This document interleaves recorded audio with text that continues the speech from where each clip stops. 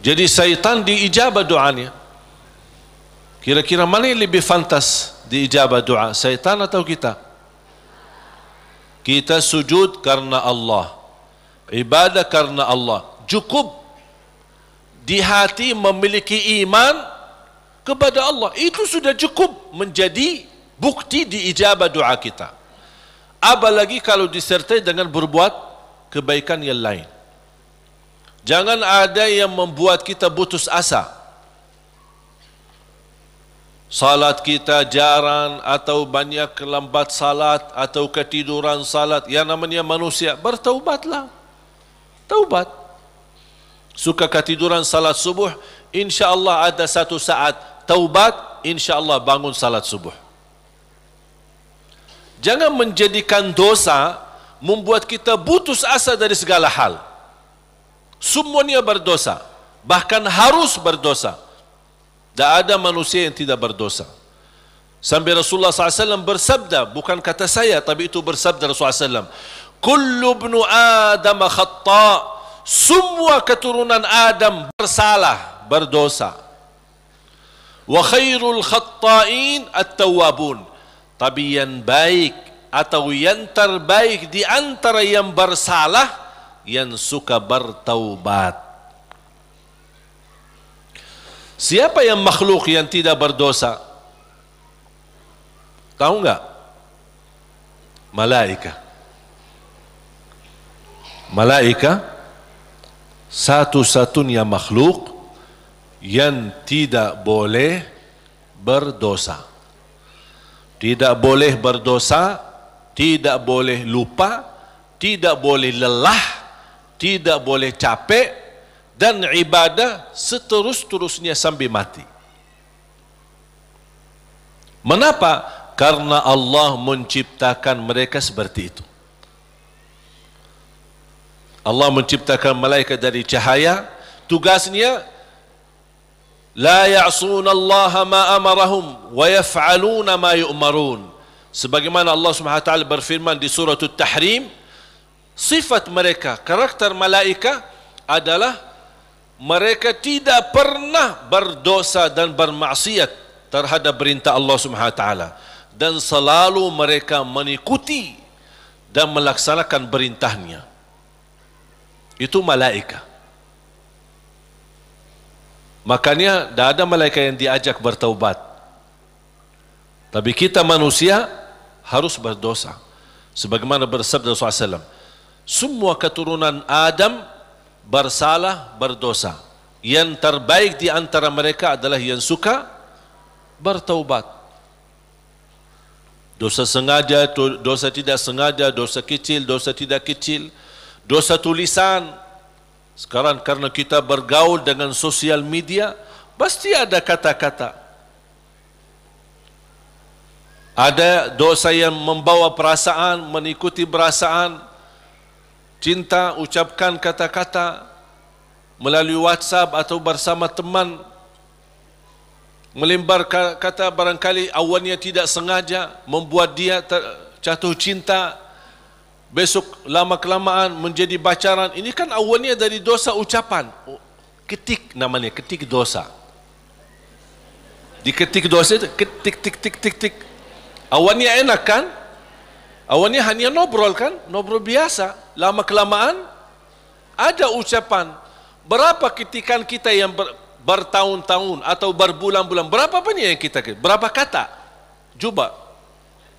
Makanya bayangkan jamaah sekalian, karunia dari Allah, kalau setiap kata yang kita tuliskan ini dosa dan maksiat, Allah hukum kita habis. Sudah habis kita. Berapa ucapan yang kita ucapkan? Apakah anda bisa jamin segala ucapanmu 100% bersih? Tidak bisa.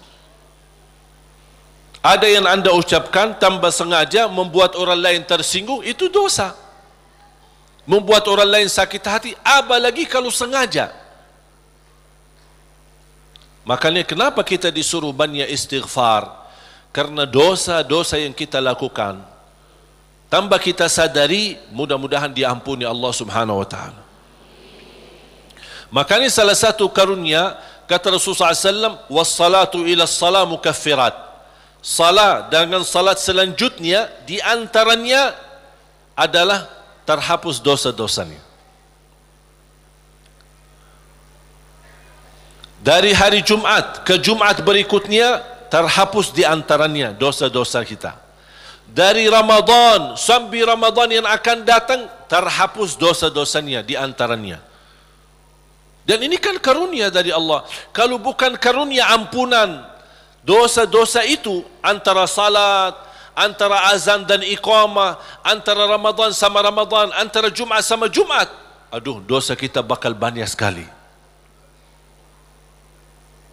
Makanya ada seorang curhat kepada Imam Al-Hasan Al-Basri rahimahullah, aku dulu suka tahajud, tiba-tiba malas tahajud. Apa jawab beliau? Terikat dirimu dengan dosa. Yang membuat kamu berat bangun tahajud dosamu, bukan malas.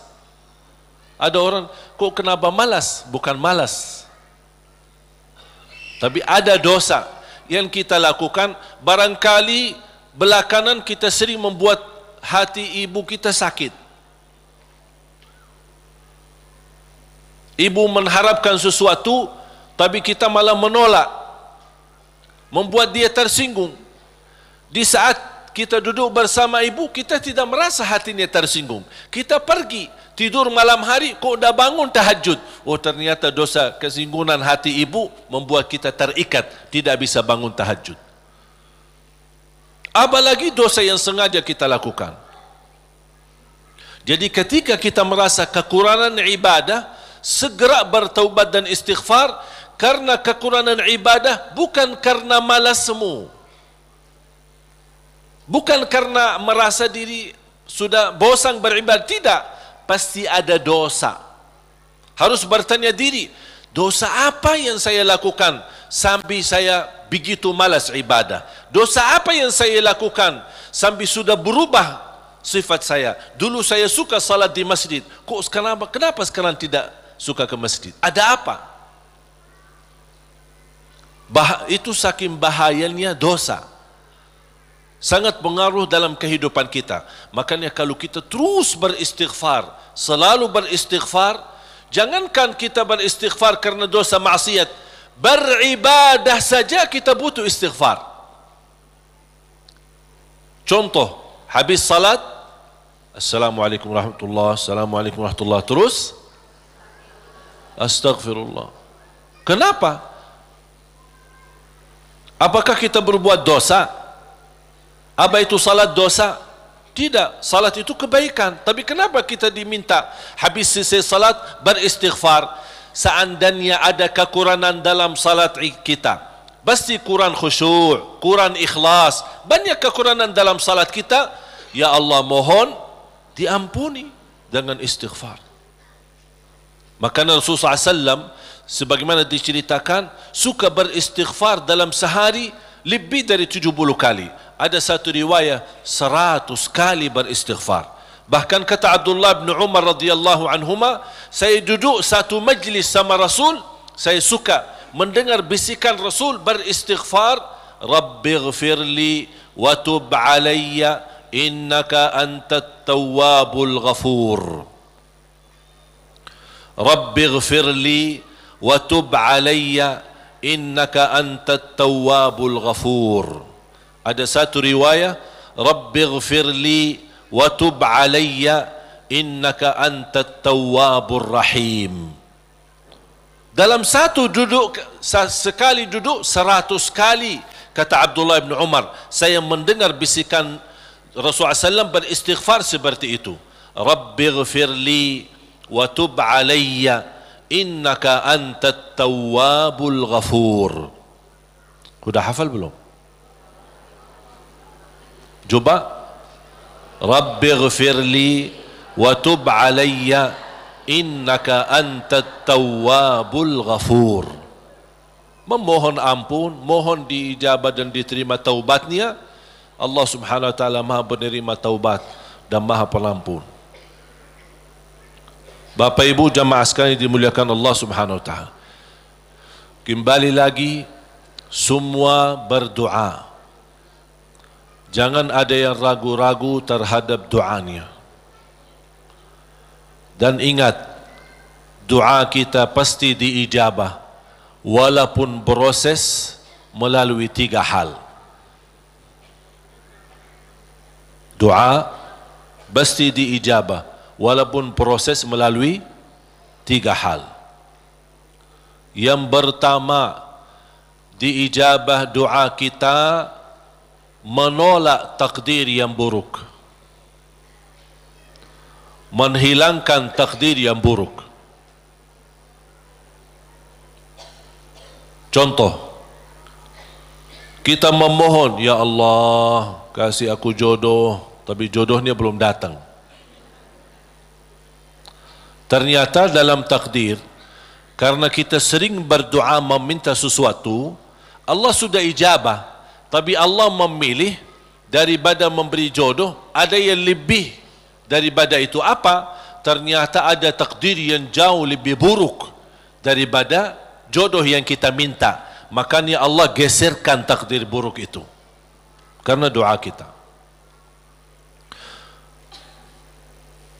Turunnya bala, turun bala dari langit. Bala turun dari langit. Doa naik dari bumi, dari kita. Pas di udara bertemu, bala sama doa berantem. Perkelahian antara doa sama bala. Yang kalah siapa? Bala, dan doa naik. Artinya bala tidak jadi turun. Itu saking kuatnya dan berkahnya doa kita. Berarti doa pasti diijabah. Proses pertama, doa yang kita minta Allah belum ijabah secara langsung sesuai permintaan, tapi Allah menolak sebuah bala yang kita tidak tahu. Misal, tertulis dalam takdir kita hari ini akan kena kecelakaan motor,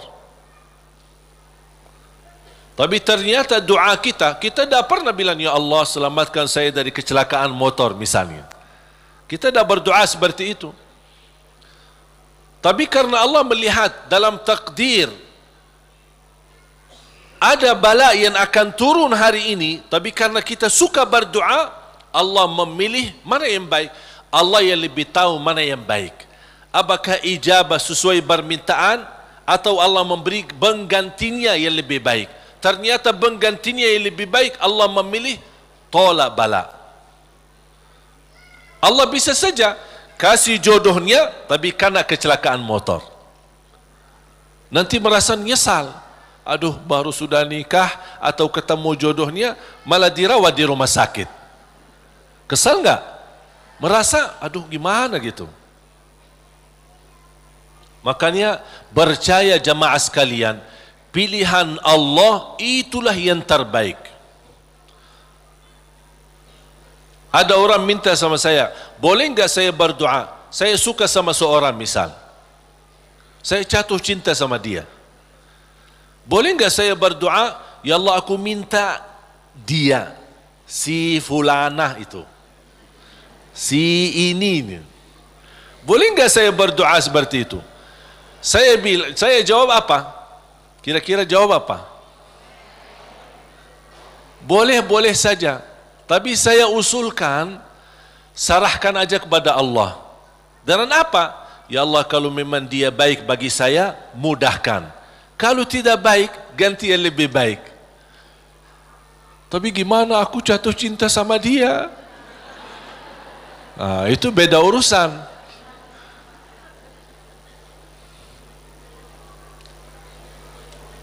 Nanti ada satu cerita, insya Allah indah, bisa menambah wawasan buat kita. Yang kedua, diijabah doa kita dan diberi oleh Allah Subhanahu wa taala sesuai permintaan. Apakah saat ini atau besok atau bisa lama. Tapi kita percaya pilihan Allah itulah yang terbaik. Yang ketiga, doa yang kita minta atau yang kita selama ini bermunajat, ternyata bala masih terus menimpa kita. Musibah kita terus ketemu. Selesai satu masalah, tambah lagi masalah. Kemudian permintaan yang kita minta juga belum ketemu. Saya minta kerjaan yang bagus, belum ketemu. Saya sudah berusaha melamar kerja sana sini, belum ada. Terus mana doa aku selama ini, mana? Ternyata yang ketiga, contohnya yang di ketiga. Yang ketiga apa? Allah simpan doa kita buat di akhirat. Berarti tidak ada yang hilang di sisi Allah. Kalau tidak tertolak bala, tidak diijabah sesuai permintaan, berarti yakini, oh disimpan di akhirat. Sahabat dan orang salih lebih suka doanya selama di dunia disimpan buat akhirat, karena di akhirat bakal lebih butuh bantuan dan pertolongan Allah dan berkat doa kita. Faham? Walaupun sifat manusia ingin melihat secara langsung, minta, ya Allah minta rumah, ada rumah, minta ini, ada ini. Mohon maaf Bapak Ibu, kalau Allah ijabah atau berikan sesuai permintaan kita, nanti kita berhenti berdoa. Apapun yang kita minta, ya Allah aku minta mobil, dapat mobil. Minta kerjaan, dapat kerjaan. Minta jodoh, dapat jodoh. Minta rumah, dapat rumah. Mau haji, dapat haji. Terus segala yang kita minta dapat. Habis, dah ada minta lagi. Terus berdoa enggak? Dah ada berdoa. Tapi kalau Allah belum kasih, kita doa lagi enggak? Doa, minta lagi. Coba kata Umar bin Khattab, ketika anda berdoa jadi seperti anak kecil. Anak kecil kalau dia minta sama ibunya gimana? Nangis enggak? Berhenti nangis sebelum dikasih? Belum kan? Dia nangis sampai begitu dikasih gimana? Berhenti enggak nangisnya? Anda harus seperti itu. Doa, nangis. Ya Allah belum kasih, aku nangis lagi dong. Belum dikasih, nangis lagi. Sampai Allah berkenan kasih. Dan ini sebenarnya bukan tujuannya Allah kasih atau tidak. Tapi ingat, titisan air mata ini yang menangis karena Allah akan selamatkanmu dari siksa neraka Jahannam. Rasulullah SAW bersabda, وَعَيْنٌ بَكَتْ مِنْ خَشْيَةِ اللَّهِ حَرَّمَهَا اللَّهُ عَلَى النَّارِ لَا تَمَسَّهَا النَّارِ. Barang siapa yang menangis karena Allah, akan Allah haramkan jasadnya disentuh oleh neraka Jahannam. Berarti kita tidak rugi. Tidak ada rugi. Biarpun tidak diijabah, ternyata titisan air mata berharga, bisa menjaminkan kita selamat dari siksa neraka Jahannam. Mau apa lagi? Nangisnya berharga, doanya pasti diijabah, dan cukup dari doa kita sudah membuat ibadah atau membawa sebuah ibadah yang dicintai Allah, karena Allah suka bisikan hamba. Apalagi kalau lama tidak berdoa, Allah merindukan suara doanya kita. Apalagi doa yang tulus dan ikhlas. Makanya kadang-kadang kalau kita tidak diberi doa atau tidak beri permintaan atau tidak beri permohonan kita, terus kita berdoa terus sampai diuji, sampai di macam-macam, sampai kita merasa sudah tertekan, tidak kuat. Kira-kira bisikan doa kita seperti apa nanti? Dalam keadaan doa, dalam keadaan susah atau senang? Menurut saya doa dalam keadaan susah jauh lebih murni daripada doa dalam keadaan senang. Kalau dalam keadaan senang, artinya ya biasa-biasa aja, dapat atau tidak dapat. Tapi coba kalau lagi stres, lagi pusing, lagi galau, gimana bisikan doa? Ya Allah, udah nangis duluan. Kata Allah, lama sekali. Makanya itu subhanallah, saya mengambil kesimpulan dari doa. Justru doa tanda Allah merindukan suara doa kita. Oleh karena itu jamaah sekalian, jangan berhenti berdoa. Terus berdoa. Nabi Yunus alaihi salam ketika tertahan di dalam perutnya ikan berlama-lama di bawah laut, dia tidak pernah berhenti dengan mengucapkan la ilaha illa anta subhanaka inni kuntu minadh zalimin. Kata Imam Ibnul Qayyim rahimahullah, barang siapa yang membaca doa ini dengan sepenuh keyakinan, pasti diijabah oleh Allah hajatnya. Karena Allah habis doa ini, apa kata Allah? Fastajabna lah, kami terima dan menijabah doanya. La ilaha illa anta subhanaka inni kuntu minadh zalimin. Oleh kerana itu kembali lagi, doa kita diijabah atau tidak? Saya bertanya, doa kita diijabah atau tidak? Diijabah. Yakin? Terus berdoa. Dalam keadaan apapun selalu kita berdoa. Apalagi dalam keadaan susah yang kita yakini tidak ada Tuhan yang bantu kita, tidak ada makhluk yang bisa menolong kita, tidak ada sesuatu yang bisa mengangkat segala musibah dan bala yang kita hadapi, hanya Allah subhanahu wa ta'ala. Apalagi dalam sujud, sempatkan dalam sujud, karena Rasulullah SAW bersabda, aqrabu ma yakunu al-abdu ila rabbi wa huwa sajid. Hamba ketika dalam keadaan sujud, posisinya sangat dekat kepada Allah. Makanya di akhir hadis Rasulullah SAW bersabda, fa'akthiru minad du'a, barbanyalah doa. Bisa menikmati doa insyaAllah mulai hari ini. Doa menurut saya sesuatu hubungan yang sangat indah sama Allah.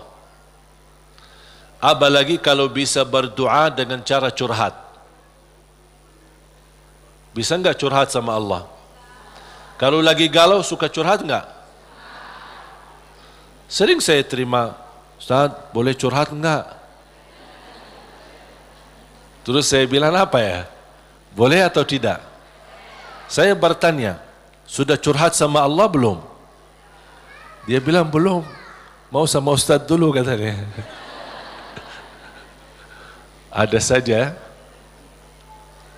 Belajar bagaimana bisa curhat. Sungguh kalau kita sudah biasa curhat sama Allah, tidak bakal curhat sama manusia. Jadi ketika berdoa, jangan hanya minta, ya Allah tolonglah, tolonglah ya Allah, ampunilah. Jangan hanya suka minta, cerita. Bisa enggak anda cerita? Allah kan lebih tahu. Allah tahu segala sesuatu. Tapi salah apa kalau saya cerita? Apa yang terjadi hari ini? Ya Allah, aku sudah niat baik, niat tulus, dan saya pergi ke sana malah seperti ini, dicaci maki, dihina, malah dianggap, dan suuzzan, buruk sangka.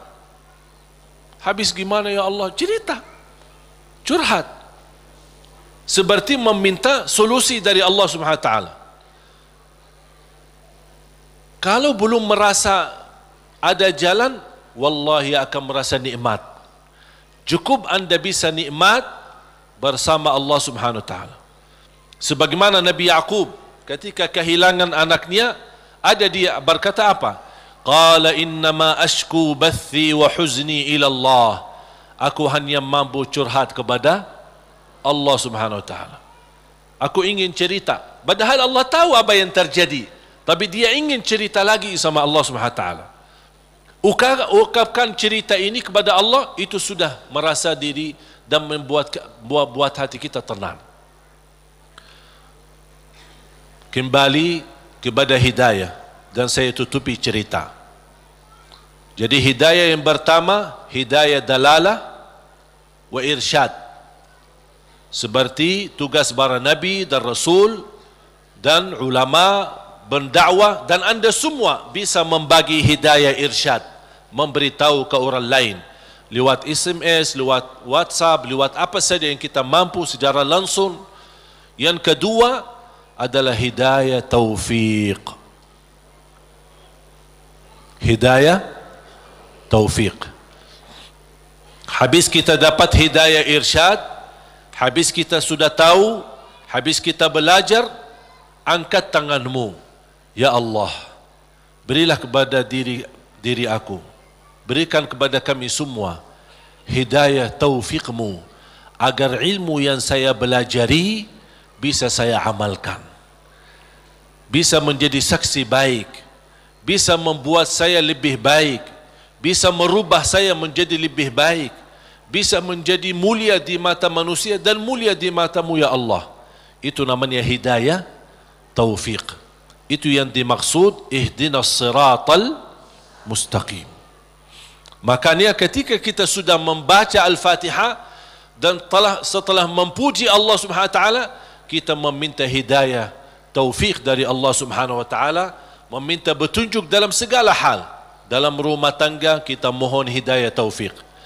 Isteri urus suami, minta hidayah taufiq. Suami menurusi dan melayani isterinya, minta hidayah taufiq. Dua-duanya melayani anaknya dan mendidik anaknya, minta hidayah taufiq, supaya terbangun rumah tangga sakinah mawaddah rahmah. Ketika kita bekerja, minta hidayah taufiq, supaya kerja ini benar-benar merubah ibadah dan juga penghasilannya menjadi halal dan jauh dari syubhat, apalagi yang haram. Kita meminta hidayah taufiq dalam segala kehidupan kita, langkah-langkah menuju masjid, mencari nafkah, mencari rizki, semua dalam kehidupan kita selalu disertai dengan hidayah taufiq. Kalau hidayah taufiq, berarti Allah telah memimpin kita untuk memberi yang terbaik. Kalau Allah memimpin kita memberi yang terbaik, berarti Allah sudah berkenan menerima amalan yang sudah kita berikan kepada Allah Subhanahu wa taala. Bapak Ibu, saya tutupi satu cerita. Ada seorang bekerja cukup, penghasilannya pas-pasan, kerjaannya sederhana di sebuah pabrik. Dia jatuh cinta sama seorang wanita, tapi dia merasa diri belum memiliki kemampuan untuk bisa melamar dia. Dia hanya berdoa kepada Allah Subhanahu wa taala bagaimana supaya bisa mendapatkan kerjaan yang lebih baik, kerjaan yang lebih besar, supaya penghasilannya banyak dan bisa membawa dia atau menikahi dia. Sudah berdoa, sudah memohon berlama-lama, tapi dia tidak sabar untuk menanti-nanti bertemu dengan jodohnya. Dan dia tidak menyerahkan kepada pilihan Allah mana yang terbaik. Ternyata dia sendiri dengan merasa diri hebat untuk mencari solusi sendiri. Dia membaca sebuah iklan penawaran kerja di tempat yang baik, yang bagus, gajinya lebih besar. Dia membuat surat memundurkan diri dari tempat kerjaan untuk melamar kerjaan yang baru. Dan semua perjuangan ini ujung-ujungnya harapannya untuk bertemu dengan jodohnya supaya jangan sampai kehilangan yang dia cintai. Dalam perusahaan itu ketika dia memundurkan diri, kata pemilik perusahaan, karena orangnya luar biasa, kerja rapi, tertib, bagus. Kenapa kamu mundurkan diri? Saya dapat kerjaan di tempat lain yang lebih bagus. Sambil ditawarkan kenaikan gaji, walaupun tidak sebanyak perusahaan baru, tapi tetap dia mengambil keputusan mundurkan diri. Dia mundurkan diri dengan harapan mudah-mudahan diterima di tempat kerjaan yang baru. Dalam perjalanan lewati lampu merah, di lampu merah berikutnya ada melanggar lampu merahnya dan menabrak mobilnya karena kecelakaan. Akibat kecelakaan itu lumpuh kakinya, masuk ke rumah sakit. Dari hasil kecelakaan ini, dia kehilangan kerja yang lama, kehilangan kerja yang baru. Hilang dua-duanya. Berharap selama dia di rumah sakit, barangkali si perempuan yang selama ini dia cintai bisa datang. Ternyata berhari-hari tidak pernah datang. Di SMS tidak dibalas, di telefon tidak diangkat.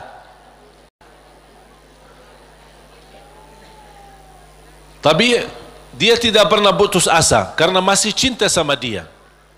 Habis dia berupaya dan bekerja keras dari rumah sakit, akhirnya datang yang menjadi harapan dia, calon istrinya. Melihat keadaannya sudah tidak ada kaki, dalam keadaan tidak bisa bergerak, tidak bisa berbuat apa-apa. Datang melihat keadaannya, si calon istrinya ikut sedih, tapi tidak berbanyak bicara. Kemudian dia meninggalkan rumah sakitnya dan dia SMS kepada si laki, mohon maaf, barangkali kita bukan jodoh. Soalnya ada seorang yang datang ke rumah bapa melamar saya. Bertambah sakit. Sakit kaki ditambah sakit hati. Yang menabrak dia ketika kecelakaan ternyata seorang perempuan cantik dan dari keluarga yang kaya. Dan subhanallah, karena si perempuan ini merasa diri bersalah, selama di rumah sakit, si perempuan ini terus melayani dengan ikhlas dan tulus. Tapi si laki ini masih hatinya ke si perempuan itu. Sampai alhamdulillah selesai dirawat di rumah sakit, dipindahkan ke rumahnya. Pas sampai ke rumahnya, masih si perempuan cantik itu suka datang ke rumahnya melayani, dan ada ibunya juga, ibu si laki itu. Lama kelamaan sudah mulai terbawa hati dan perasaan. Tapi dia merasa malu. Wanita ini cantik, dari keluarga yang kaya, aku orang susah.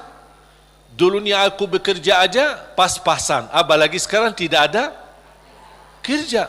Dalam keadaan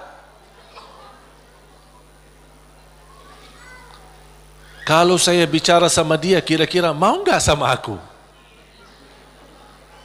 Dia masih belum meyakinkan. Dia hanya menyerahkan kepada Allah Subhanahu wa taala.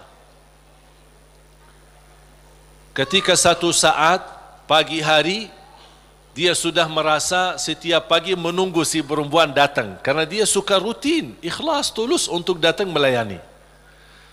Di pagi hari menunggu datang si perempuan, seperti biasa bikinin teh, terus datang, siapin sarapan, walaupun ibunya ada.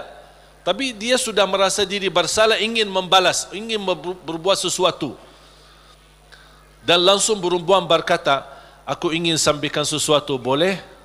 Kata si laki, Saya juga ingin menyampaikan sesuatu. Tapi tak apa-apa, kamu duluan. Langsung si perempuan dengan keberanian, dia berkata, mau enggak berkenan saya jadi istrimu? Sama dengan harapan dia. Dia langsung kaget. Seperti perasaan yang sama, keinginan yang sama, hati yang sama. Tapi langsung kata beliau, apa yang saya bisa berikan? Saya orang biasa, orang miskin, dalam keadaan begini, tidak bisa bekerja. Langsung perempuan ini, jangan fikirkan soal kerjaan. Ayah saya seorang pemilik perusahaan besar. Saya bisa mendapatkan kerjaan di tempat ayah saya. Langsung kata dia, bagaimana aku bisa bekerja dalam keadaan begini? Kerjaan kamu mudah di kantor, tidak perlu di lapangan. Jadi dapat kerjaan yang jauh lebih enak, gaji lebih besar, dengan istri yang lebih cantik. Gimana si wanita itu? Si perempuan itu yang melamar dia sudah nikah, ternyata hasil nikahnya tidak bertahan lama, cerai. Kenapa cerai? Karena tidak bisa punya keturunan.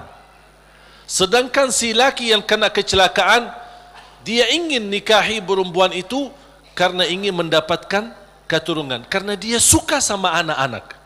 Allah tahu kesukaan dia tidak akan dapat dengan perempuan ini, makanya Allah memilih dia dapat perempuan yang jauh lebih cantik, lebih kaya, bahkan terjamin mendapatkan keturunan. Walaupun kecelakaan. Walaupun kecelakaan. Bisa enggak faham dari cerita ini? Pilihan Allah itulah yang terbaik.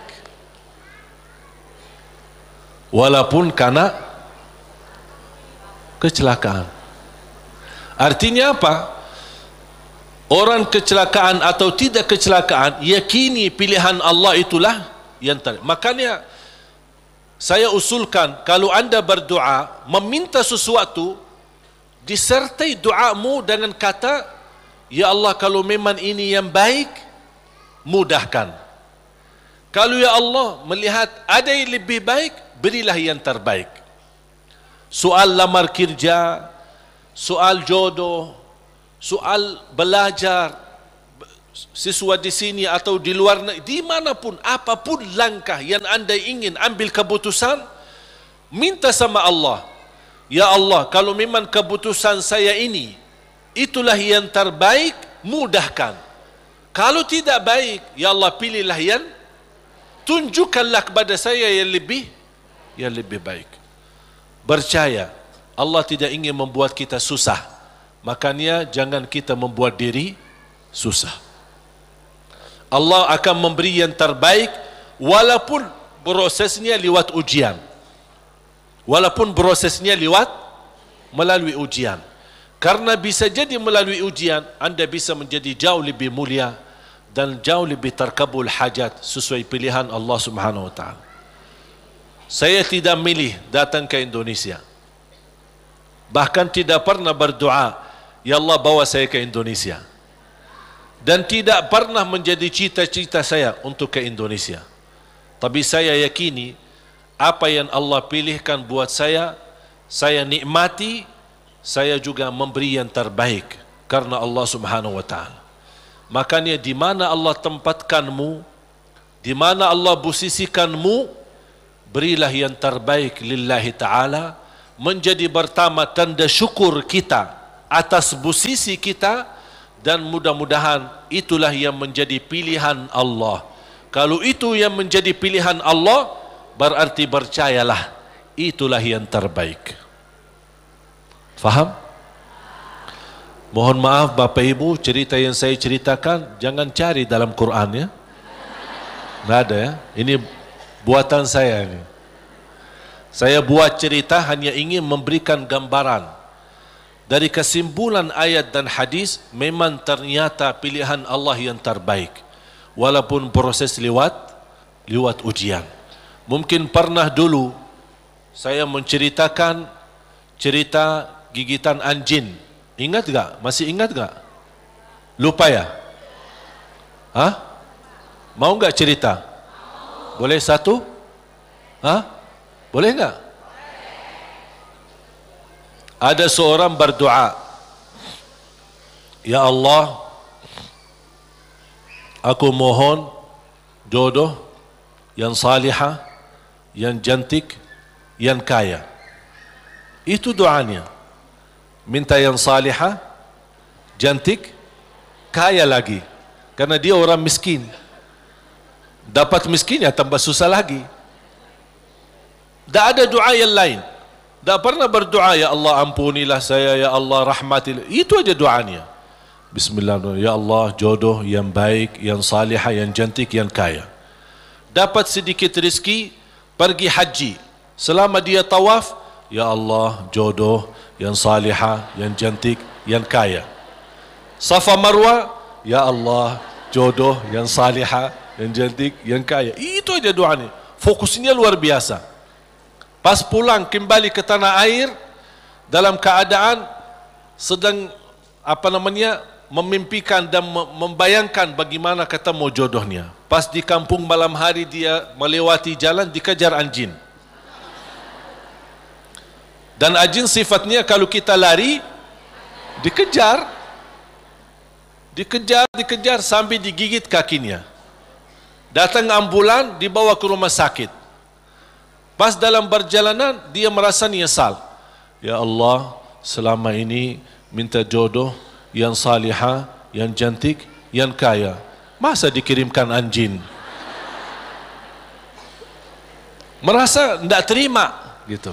Jadi aku selama ini minta ini kok dikirimin anjing. Artinya ujian. Dia tidak mau, merasa diri tidak terima. Pas sampai ke rumah sakit, dirawat sama seorang dokter yang salihah, yang cantik, yang kaya, jadi jodohnya.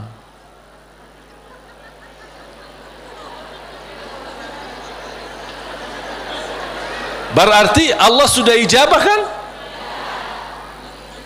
Tapi kata Allah, soalnya dia selama ini kan sehat, tidak pernah sakit. Allah kirimkan anjing gigit dia supaya sakit, dan ketemu jodohnya di rumah sakit. Alhamdulillah. Ya insyaAllah mudah-mudahan digigit.